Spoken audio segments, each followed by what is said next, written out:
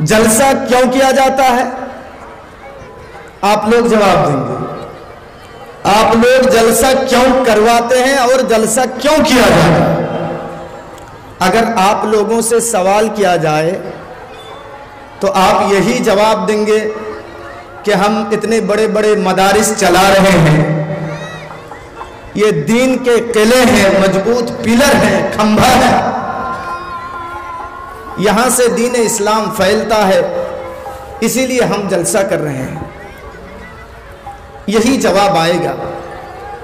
لیکن میرے بھائیوں، یہ مقصد تو ایک طرف ٹھیک ہے، لیکن فائدے کے ساتھ ساتھ، مقصد کے ساتھ ساتھ میں آپ کو یہ بتا دوں کہ جلسوں میں قرآن و حدیث کی جو باتیں کہی جائیں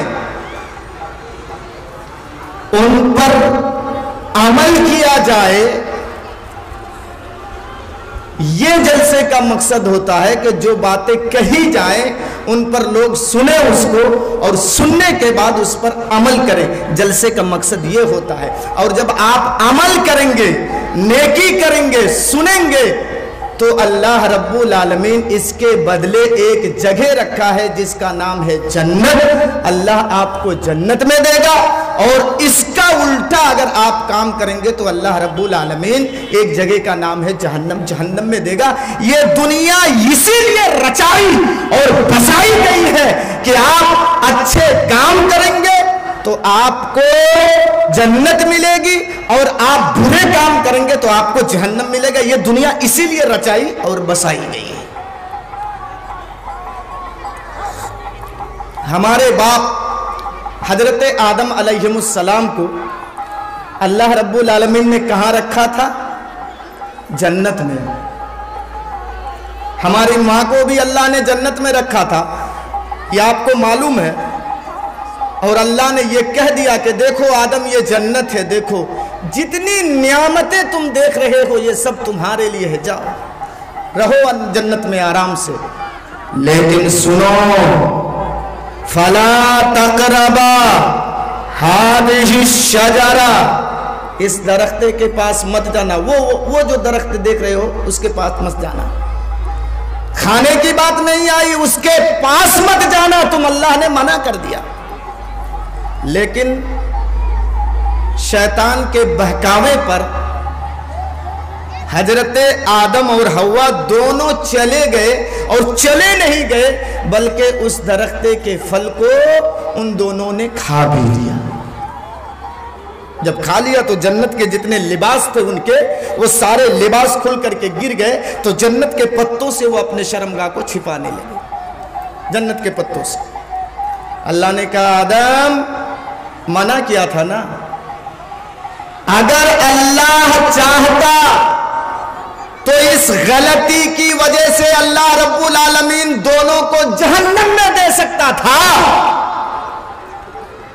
لیکن پراشچت کے لیے ایک موقع دیا، کفارہ کے لیے ایک موقع دیا اللہ نے کہ دیکھو اب تمہارے لیے یہاں جگہ نہیں ہے، چلے جاؤ تم دنیا میں۔ ایک عجیب بات میں آپ کو بتا دوں میرے بھائیوں، جس شیطان کے چلتے آدم اور حوا کو دنیا میں بھیج دیا اللہ نے، جس شیطان کے چلتے اللہ نے آدم اور حوا کو دنیا میں بھیج دیا، عجیب بات تو یہ ہے کہ اسی شیطان کو اللہ پھر دنیا میں بھیج دیا، پھر دنیا میں اللہ نے اسی شیطان کو بھیج دیا، اور بھیج کر کے کہا اے آدم سن، اگر تم نے اس شیطان کی بات پر اگر تم پھر آ گئے تو جانتے ہو تمہارا ٹھکانہ کہاں ہوگا؟ جہنم میں ہوگا، اور اگر یہاں تم نے شیطان کی بات کو تم نے نہیں مانا، شیطان کو اگر تم نے یہاں ٹھکرایا تو جانتے ہو وہی کھویا ہوا گھر جہاں سے تم نکالے گئے ہو، پھر وہی کھویا ہوا گھر تمہیں ملے گا، پھر تمہاری جگہ وہیں پر ہوگی۔ تو شیطان دنیا میں ہے نا. اور میں نے کیا آپ سے سوال کیا تھا کہ جلسہ کیوں کیا جاتا ہے اور جلسے آپ کیوں کرواتے ہیں؟ 7 بجے سے شروع ہوا ہے. 7 چھوڑیے، 8 9 10 11 12 1 2 7 گھنٹے کی تقریر ہوگی. میرے بعد اور مولانا ہیں وہ آئیں گے، ان کے بعد اور مولانا ہیں وہ آئیں گے. 7 گھنٹے کی تقریر ہوگی. میرے بھائیوں میں آپ کو اور ایک چیز بتا دوں، ہم کس نبی کے امتی ہیں؟ بتائیے کس نبی کے امتی ہیں؟ آخری نبی جناب محمد الرسول اللہ صلی اللہ تعالی علیہ وسلم کے ہم امتی ہیں. کتنے دن اللہ کے رسول زندہ رہے اس دنیا میں؟ موٹی موٹی چیزیں آپ لوگوں کو معلوم نہیں ہے، بس آتے ہیں مولوی آپ سے چندہ لیتے ہیں، آپ چندہ دیتے بھی ہیں اور نمبرنگ دیتے ہیں. 1 نمبر پہ ان کی تقریر ہوئی، 2 نمبر پہ یہ اچھے بولے، 3 نمبر پہ یہ اچھے بولے. یہ آج کل کی پبلک نمبرنگ دینے کے لیے آتی ہے کہ لوگ کیسے بولتے ہیں. اسلام کی بنیادی چیزیں آج ہمیں معلوم نہیں ہے. اللہ اکبر. موبائل ہے آپ کے سامنے، نوٹ کیجئے، اللہ کے رسول اس دنیا میں 63 سال زندہ رہے. کتنے سال؟ 63 سال زندہ رہے اس دنیا میں. 40 سال کے بعد آپ کو نبوت ملی، نبوت کی ڈگری دی گئی. جیسے جو ڈاکٹری لائن میں پڑھتے ہیں، کورس مکمل کرنے کے بعد ڈاکٹری کی ڈگری دی جاتی ہے ان کو کہ آج سے تم ڈاکٹر بن گئے. انجینئر کی لائن میں جو پڑھتے ہیں تو 10 سال 12 سال پڑھنے کے بعد انجینئرنگ کی ڈگری ان کو دی جاتی ہے. تو اللہ کے رسول کو 40 سال گزرنے کے بعد نبوت کی ڈگری دی گئی. اے نبی آج سے تم نبی بن گئے، نبوت کی ڈگری تم کو دی گئی. تو 63 میں 40 مائنس کیجئے، کتنا بچے گا؟ کتنا بچا؟ 63 میں 40 آپ مائنس کر دیجئے، 23 سال. علماء بیٹھے ہیں سب میرے اساتذہ کرام ہیں. نبی کی 23 سالہ زندگی میں پورے قرآن کو آپ پڑھ کر کے ختم کر ڈالیے، حدیث کی ساری کتابیں پڑھ ڈالیے، سیرت کی ساری کتابیں پڑھ ڈالیے. جائیے نبی کی 23 سالہ زندگی میں آپ نہیں دکھا سکتے ہیں کہ نبی نے کبھی 2 گھنٹے کی تقریر کی ہے. 2 گھنٹے کی تقریر ابھی کہیں نہیں آپ دکھا سکتے ہیں کہ نبی نے 2 گھنٹے کی تقریر کی. ارے 2 گھنٹہ تو بڑی دور کی بات ہے. کبھی 1 گھنٹہ کی بھی نبی کی تقریر نہیں ہوئی ہے، آپ نہیں دکھا سکتے. تقریروں سے اسلام نہیں پھیلا ہے. 1 گھنٹہ تو بہت دور کی بات ہے. 30 منٹ، آدھا گھنٹہ کی تقریر بھی نبی کی نہیں ہوئی ہے.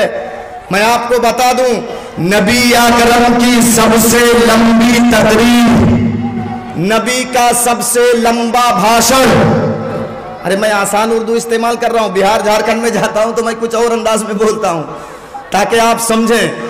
نبی کا سب سے لمبا بھاشن، نبی کی سب سے لمبی تقریر جو حجۃ الوداع کے موقع پر ہوئی ہے، اگر میں اس خطبہ کو 2 بٹو ہو بہو میں آپ کے سامنے پڑھ دوں، میں تو سمجھتا ہوں کہ مجھ جیسے مولوی اگر اس کو یہاں پڑھ دے.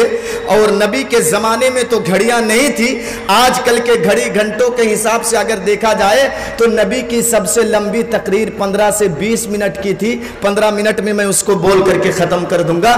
نبی کی 23 سالہ زندگی کی یہ سب سے لمبی تقریر ہے. تقریروں سے اسلام نہیں پھیلا. آپ مولوی کو کہیں گے 2 گھنٹہ آپ بولیے، 1.5 گھنٹہ بولیے، چندہ کیجئے، عمل کی طرف کچھ نہیں ہے. اللہ اکبر. نبی اکرم نے سب سے لمبی تقریر کتنے منٹ کی ہے؟ 15 سے 20 منٹ کی. عید کے موقع پر اللہ کے رسول عیدگاہ میں گئے. مائک کا زمانہ، لاؤڈ اسپیکر کا زمانہ نہیں تھا.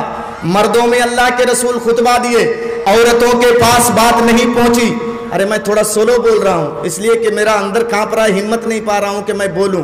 کل سے میں کھایا نہیں ہوں. سنیے گا، اللہ کے رسول مردوں میں خطبہ دیے، عورتوں کے पास बात नहीं पहुंची। क्यों? ये माइक का जमाना नहीं था, नबी के जमाने में माइक नहीं था। अल्लाह के रसूल औरतों में गए और कितना लंबा खुतबा दिए मालूम है? घड़ी देखिए, मैं उस खुतबा को आपके सामने पेश कर रहा हूं। अल्लाह के रसूल ने कहा, या माशरन निसा, ऐ औरतों की जमातो, तुम ज्यादा से ज्यादा सदका करो, इसलिए कि जहन्नम में मैं सबसे ज्यादा तुम लोगों को जलते हुए देखा।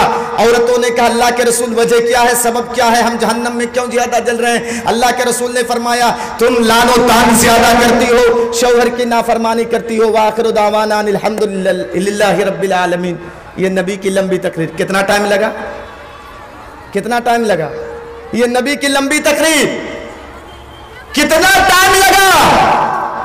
ऐ औरतों की जमातो, तुम ज्यादा से ज्यादा सदका करो, इसलिए कि मैंने जहन्नम में सबसे ज्यादा तुम्ही लोगों को जलते हुए देखा। औरतों ने पूछा, अल्लाह के रसूल वजह क्या है, सबब क्या है? तो अल्लाह के रसूल ने दो कारण बताया, दो वजह अल्लाह के रसूल ने बताया। नंबर एक, तुम शौहर की नाफरमानी करती हो। नंबर दो, तुम ज्यादा लानो तान करती हो। बस नबी की तकरीर खत्म। जाओ पहले इसी पर अमल करो, उसके बाद कुछ होगा। एक सहाबी अल्लाह के रसूल के पास आता है। अल्लाह के रसूल, मेरा घर बहुत दूर है, रास्ते में जंगलात हैं, मूजी जानवर हैं, आपसे मैं कुछ सुनने के लिए आया हूं, आप कुछ नसीहत कीजिए। दिन ही में मुझको फिर घर पहुंचना है, फिर मुझे अपने मंजिले मकसूद तक पहुंचना है। अल्लाह के रसूल ने कहा, घर चले जाओगे? कहां? पता जैसे आप चलिए कि सुबह वो आपके पास आया था, आकर के अल्लाह के रसूल से कह रहा है, कुछ सुनाइए, उसके बाद हम जाएंगे। अल्लाह के रसूल ने जो उसको नसीहत किया, खुतबा दिया, समझाया, अल्लाह के रसूल ने सिर्फ दो जुमले उससे कहा, क्या? इदा सअलता फस्अलिल्लाह व इदा इस्तअनता फस्तइन बिल्लाह। जाओ, चले जाना चाहते हो ना, घर चले जाओ, रास्ते में अगर किसी चीज की जरूरत पड़े तो अल्लाह ही से सवाल करना, और अगर मदद की जरूरत पड़े तो अल्लाह रब्बुल आलमीन ही से मदद तलब करना। जाओ, चले जाओ। बस ये दो नसीहत की अल्लाह के रसूल। कितना टाइम लग रहा है? सुनिए, आप जो सुनने के लिए आए हैं, 2 घंटे 3 घंटे के इंतजार में मत रहिए। एक छोटी सी चीज अगर आपसे कह दी जाए, आप उसी पर अमल करें तो ये जलसा कामयाब है।